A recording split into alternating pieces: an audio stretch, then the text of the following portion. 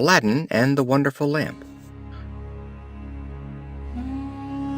Aladdin was the son of a poor tailor in an eastern city.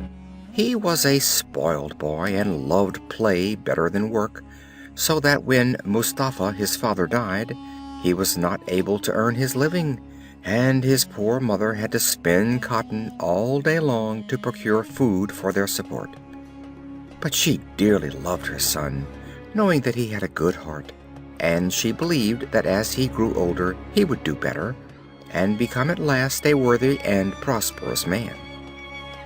One day, when Aladdin was walking outside the town, an old man came up to him, and looking very hard in his face, said he was his father's brother, and had long been away in a distant country, but that now he wished to help his nephew to get on. He then put a ring on the boy's finger, telling him that no harm could happen to him so long as he wore it. Now, this strange man was no uncle of Aladdin, nor was he related to him at all, but he was a wicked magician who wanted to make use of the lad's services, as we shall see presently. The old man led Aladdin a good way into the country, until they came to a very lonely spot between two lofty black mountains. Here he lighted a fire, and threw into it some gum, all the time repeating many strange words. The ground then opened just before them, and a stone trapdoor appeared. After lifting this up, the magician told Aladdin to go below, down some broken steps, and at the foot of these he would find 3 halls, in the last of which was a door leading to a garden full of beautiful trees. This he was to cross, and after mounting some more steps, he would come to a terrace, when he would see a niche in which there was a lighted lamp.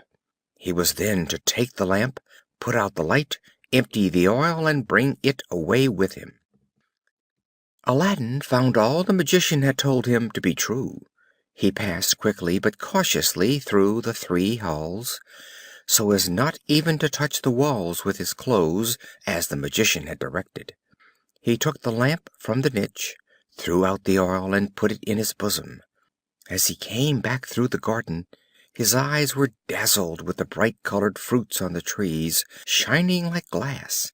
Many of these he plucked and put in his pockets, and then returned with the lamp, and called upon his uncle to help him up the broken steps. "Give me the lamp," the old man said angrily. "Not till I get out safe," cried the boy. The magician, in a passion, then slammed down the trapdoor, and Aladdin was shut up fast enough. While crying bitterly, he by chance rubbed the ring, and a figure appeared before him, saying, "I am your slave, the Genius of the Ring. What do you desire?" Aladdin told the Genius of the Ring that he only wanted to be set free, and to be taken back to his mother. In an instant he found himself at home, very hungry, and his poor mother was much pleased to see him again. He told her all that had happened. She then felt curious to look at the lamp he had brought, and began rubbing it to make it shine brighter. Both were quite amazed at seeing rise before them a strange figure. This proved to be the Genius of the lamp, who asked for their commands. On hearing that food was what they most wanted, a black slave instantly entered with the choicest fare upon a dainty dish of silver, and with silver plates for them to eat from. Aladdin and his mother feasted upon the rich fare brought to them, and sold the silver dish and plates, on the produce of which they lived happily for some weeks. Aladdin was now able to dress well, and in taking his usual walk, he one day chanced to see the Sultan's daughter coming with her attendants from the baths. He was so much struck with her beauty that he fell in love with her at once, and told his mother that she must go to the Sultan and ask him to give the Princess to be his wife. The poor woman said he must be crazy, but her son not only knew what a treasure he had got in the magic lamp, but he had also found out how valuable were the shining fruits he had gathered, which he thought at the time to be only colored glass. At first He sent a bowl full of these jewels, for so they were, to the Sultan, who was amazed at their richness, and said to Aladdin's mother: "Your son shall have his wish, if he can send me in a week 40 bowls like this, carried by 20 white and 20 black slaves, handsomely dressed." He thought by this to keep what he had got, and to hear no more of Aladdin. But the genius of the lamp soon brought the bowls of jewels and the slaves, and Aladdin's mother went with them to the Sultan. The Sultan was overjoyed at receiving these rich gifts, and at once agreed that the Princess Bulbul should be the wife of Aladdin. The happy youth then summoned the genius of the lamp to assist him, and shortly set out for the palace. He was dressed in a handsome suit of clothes, and rode a beautiful horse. By his side marched a number of attendants, scattering handfuls of gold among the people. As soon as they were married, Aladdin ordered the genius of the lamp to build, in the course of a night, a most superb palace, and there the young couple lived quite happily for some time. One day, when Aladdin was out hunting with the Sultan, the wicked magician, who had heard of his good luck and wished to get hold of the magic lamp, cried out in the streets: "New lamps for old ones!"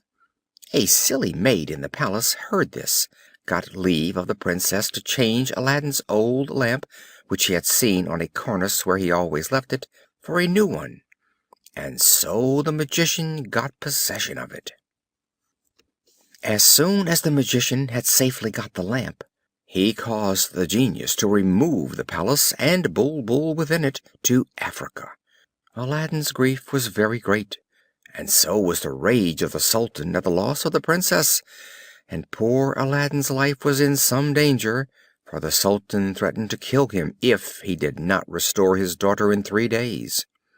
Aladdin first called upon the genius of the ring to help him, but all he could do was to take him to Africa. The Princess was rejoiced to see him again, but was very sorry to find that she had been the cause of all their trouble by parting with the wonderful lamp. Aladdin, however, consoled her, and told her that he had thought of a plan for getting it back. He then left her, and soon returned with a powerful sleeping draught, and advised her to receive the magician with pretended kindness, and pour it into his wine at dinner that day, so as to make him fall sound asleep when they could take the lamp from him. Everything happened as they expected. The magician drank the wine, and when Aladdin came in he found that he had fallen back lifeless on the couch. Aladdin took the lamp from his bosom, and called upon the genius to transport the palace, the Princess, and himself back to their native city. The Sultan was much astonished and pleased at their return, as he had been provoked at the loss of his daughter, and Aladdin, with his Bulbul, lived long afterwards to enjoy his good fortune. End of Aladdin and the Wonderful Lamp.